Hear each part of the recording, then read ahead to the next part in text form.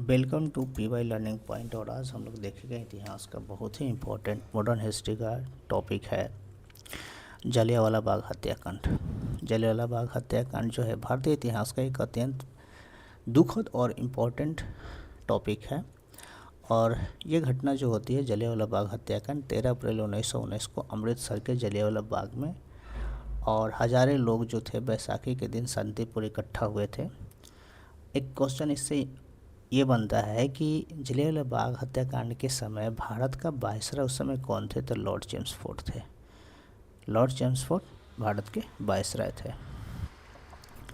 अब आते हैं कि इसके पीछे कारण क्या है, जलियांवाला बाग हत्याकांड क्यों हुआ था। तो जलियांवाला बाग हत्याकांड का होने का एक प्रमुख कारण था कि रॉलेट एक्ट जो लाया था अंग्रेज़ों ने, ब्रिटिश सरकार ने रॉलेट एक्ट पारित किया था, जिसे काला कानून कहा गया है। पिछले टॉपिक में हमने देखा भी है। और इसके तहत सरकार किसी भी व्यक्ति को बिना मुकदमे के में जेल डाल सकती थी। हुआ क्या कि पंजाब के दो लोकप्रिय नेता थे, एक थे डॉक्टर सैफुद्दीन किचलू और डॉक्टर सत्यपाल मलिक। इनकी गिरफ्तारी के विरोध में अमृतसर में क्या हुआ, तनाव बढ़ गया। डॉक्टर सैफुद्दीन किचलू और सत्यपाल मलिक की गिरफ्तारी के कारण अमृतसर में क्या हुआ, तनाव बढ़ गया। जिसके कारण क्या हुआ कि 13 अप्रैल 1919 को बैसाखी का दिन, ये दिन याद रखना है, बैसाखी के दिन अमृतसर के जलियांवाला बाग में एक शांतिपुर सभा की आयोजित की गई। यानी 13 अप्रैल 1919 को बैसाखी का दिन था। अमृतसर जो था वो पंजाब में था अमृतसर, और वहाँ पर जलियांवाला बाग एक था, ठीक है, बाग टाइप का। ये देख रहे हो जलियांवाला बाग था। और इस जलियांवाला बाग में शांतिपूर्ण सभा आयोजन की गई थी। और आयोजन करने का कारण यही था कि पंजाब के प्रसिद्ध जो नेता थे डॉक्टर सैफुद्दीन किचलू और सत्यपाल मलिक की गिरफ्तारी हुई थी, और इसी के विरोध के लेकर वो शांतिपूर्ण बैठक कर रहे थे। ब्रिटिश सैन्य अधिकारी जनरल एडवर्ड डायर, इसका नाम याद रखना है, जनरल एडवर्ड डायर, बाग के एकमात्र संकरे निकाय के द्वारा बंद कर दिया गया और बिना किसी चेतावनी के निहत्थी भीड़ पर अंधाधुंध गोलियां चलाने का आदेश दे दिया। जो जनरल डायर था, और जो 13 अप्रैल 1919 को जलियांवाला बाग में भारतीय लोगों के द्वारा शांतिपूर्ण तरीके से सभा का आयोजन किया जा रहा था, ब्रिटिश सैन्य अधिकारी जो है जनरल डायर, वो इस भीड़ पर गोलियां चलाने का आदेश दे देता है।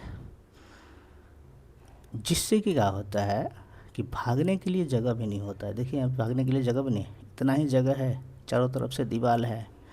कुछ लोग बचने के लिए कुआं में भी जाते हैं। इससे बहुत लोगों की मृत्यु होती है।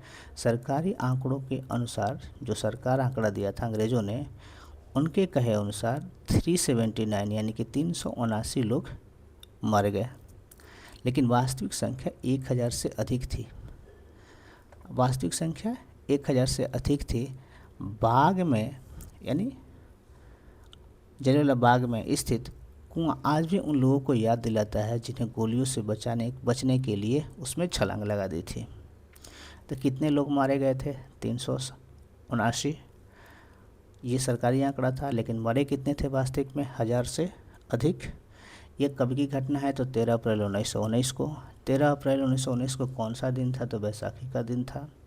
एक घटना कहाँ हुआ है? तो पंजाब के अमृतसर के जलियांवाला बाग में। कारण क्या था? सैफुद्दीन किचलू, पंजाब के नेता थे सैफुद्दीन किचलू, और डॉक्टर सत्यपाल मलिक के गिरफ्तारी के विरोध में ये बैठकें हो रही थी।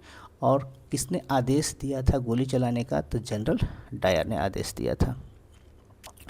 बताते हैं कि आखिर इसका प्रभाव क्या पड़ा और परिणाम क्या हुआ। रविन्द्रनाथ टैगोर ने इस घटना के विरोध में अपने नाइटहुड की उपाधि त्याग दिए। बहुत इंपॉर्टेंट क्वेश्चन।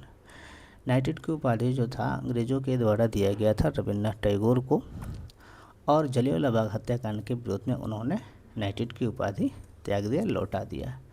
गांधी जी को भी इस घटना के खिलाफत आंदोलन के समर्थन में कैसर हिंद की उपाधि को लौटा दिया, और यह पदक उन्हें दक्षिण अफ्रीका में एम्बुलेंस सेवा के कार्यों के लिए दिया गया। तो कैसर हिंद की उपाधि अंग्रेज़ों के द्वारा एम्बुलेंस सेवा के लिए दक्षिण अफ्रीका में दिया गया था। अंग्रेज़ों को उसे गांधी जी ने लौटा दिया।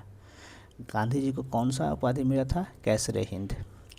सर शंकर नायर एक वकील थे और उस समय वायसराय कार्यकारिणी परिषद के सदस्य भी थे। सर शंकर नायर बहुत इम्पोर्टेंट है, ये उस वकील थे एक, और उस समय वायसराय कार्यकारिणी परिषद के सदस्य भी थे। इस हत्याकांड के विरोध में परिषद से उन्होंने यानी वायसराय की कार्यकारी परिषद से इस्तीफा दे दिया। जमनालाल बजाज है, एक प्रसिद्ध उद्योगपति हैं और गांधीवादी नेता हैं, और जमनालाल बजाज ने राय बहादुर की उपाधि इन्हें मिली थी और उपाधि को ब्रिटिश सरकार को वापस कर दिया। 3 लोग, रविन्द्रनाथ टैगोर की नाइटहुड की उपाधि, महात्मा गांधी कैसरे हिंद और जमनालाल बजाज ने राय बहादुर की उपाधि को जलियांवाला बाग हत्याकांड के विरोध में लौटा दिया। हंटर कमीशन का गठन होता है और ब्रिटिश सरकार ने इस घटना की जांच के लिए हंटर कमीशन का गठन किया, लेकिन डायर के खिलाफ कोई सख्त कार्रवाई नहीं होती है। कमेटी का गठन होता है, जांच होता है, लेकिन इसके खिलाफ कोई किसी प्रकार का कोई सख्त कार्रवाई नहीं होती है। स्वतंत्रता आंदोलन में तेजी, आखिर इसका प्रभाव क्या हुआ कि नरसंहार ने पूरे देश में ब्रिटिश शासन के खिलाफ भारी आक्रोश पैदा हुआ और असहयोग आंदोलन यानी नॉन कोऑपरेशन मूवमेंट की नींव रखी गई। यानी जलियांवाला बाग हत्याकांड के बाद ही असहयोग आंदोलन का नींव रखा गया।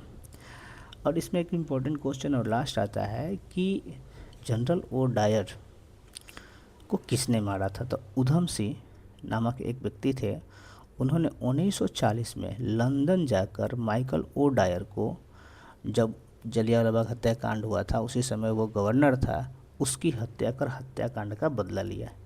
यानी जलियांवाला बाग हत्याकांड की बदला किसने लिया था? उधम सिंह ने लिया। कहाँ जाकर? तो 1940 में लंदन जाकर। Thank you. आप लोगों से मिलते हैं नेक्स्ट क्लास में।